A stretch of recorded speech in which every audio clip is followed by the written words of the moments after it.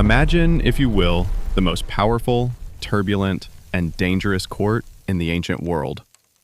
The Palatine Hill in Rome, under the reign of the young emperor Nero. The air is thick with the scent of intrigue, the whispers of conspiracy, and the ever-present fear of a sudden fall from grace. In the center of this storm stands a man who seems to be the very picture of success. He is one of the wealthiest men in the entire empire, a celebrated playwright whose words captivate the masses, and the most trusted advisor to the emperor himself. His name is Lucius Annaeus Seneca. To any outside observer, he has achieved everything a Roman could desire. But if we look closer, we see a different story. We see a philosopher, a Stoic, living a life that seems to be a walking contradiction. He preaches the virtue of poverty from within his marble-walled villas. He advocates for a simple life, while managing the complex and murderous whims of a tyrant. This is our starting point, not with a saint, but with a deeply human figure, a man trying to practice peace while surrounded by chaos, attempting to wield power without being corrupted by it.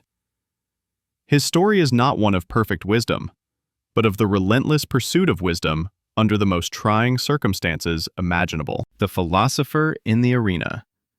So, who was Seneca, truly, beyond the wealth and the political titles? He was, at his core, a Stoic philosopher.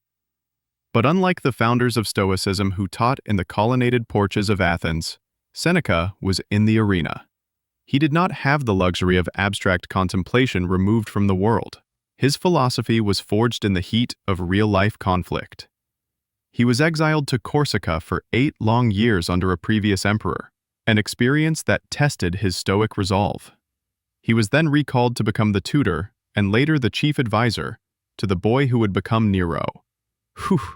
Think of the immense pressure of that role, to instill virtue in a soul destined for absolute power, to try and curb the worst impulses of a future emperor. This was the ultimate testing ground for his principles. His philosophy had to be practical, immediate, and tough. It wasn't about reciting elegant theories. It was about how to remain calm when your life was in danger, how to be virtuous when surrounded by temptation, how to do your duty in a world that seemed to have gone mad. This is what makes his work so potent. It is Stoicism written not for the classroom, but for the battlefield of daily life. The Timeless Works, Letters from a Friend. Seneca's genius lies in the form he chose for his deepest teachings.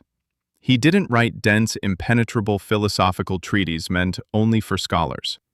Instead, he gave us letters and essays that feel as fresh and relevant today as they did 2,000 years ago.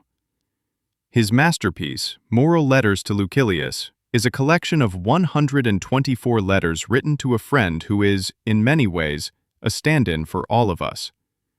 Reading them is like being privy to an intimate conversation with a wiser, older mentor. The tone is direct, personal, and often startlingly comforting. In another cornerstone of his work, the essay On the Shortness of Life, Seneca delivers a powerful and urgent wake-up call. He argues with fierce intensity that life is not short, but that we make it so by wasting it. We squander our days on busyness, on pursuing the approval of others, on worrying about things beyond our control, and we forget to actually live. He urges us to claim ownership of our time, which is our most precious and non-renewable resource. His works collectively form a comprehensive guidebook on how to navigate the human condition, how to manage anger, how to face death, how to find true wealth, and how to conquer the anxiety that so often plagues us. The core teachings for a modern seeker. For anyone new to Stoicism, Seneca's teachings offer a clear and actionable path. Central to his thought is the idea that philosophy is not an intellectual game, but a form of medicine for the soul. We are sick with desire, with fear, with uncontrollable emotions, and philosophy is the cure. He tells us that we suffer more in our imagination than in reality, that our anxieties about the future are often far worse than the events themselves. To combat this, he introduces a powerful mental exercise known as the premeditation of evils. This is not about pessimism, but about inoculation. By regularly contemplating the loss of our possessions, our status, or even our loved ones, we rob misfortune of its power to shock and destroy us. It is a practice in resilience. Furthermore, the man who lived in immense wealth constantly warned against the slavery of materialism. True freedom, he insisted, comes not from having more, but from wanting less. He advised us to periodically practice poverty, to eat simple food, wear plain clothes, and sleep on a hard bed, to prove to ourselves that we can thrive without the luxuries we so fear losing.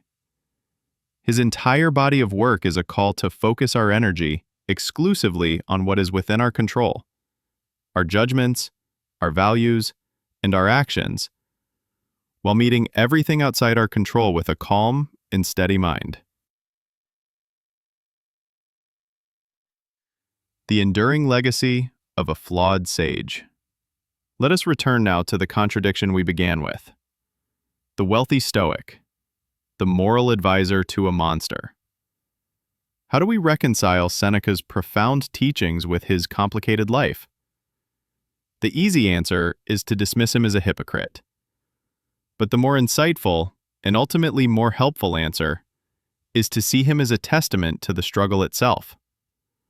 Seneca never claimed to be a sage.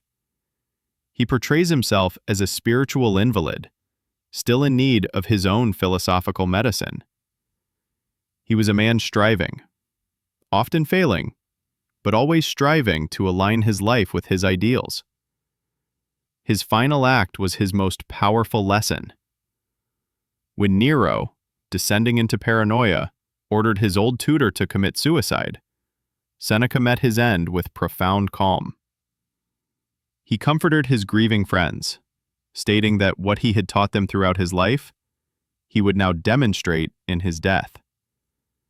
He died not as a perfect man, but as a committed Stoic, showing that the ultimate goal of this philosophy is to meet every circumstance, even our own end, with courage and reason. His legacy, therefore, is not one of flawless virtue, but of relentless aspiration. He is not an icon to be worshipped, but a companion for our own imperfect journeys. A voice from the past that continues to guide us toward a life of greater peace, purpose, and resilience, right here in the modern world.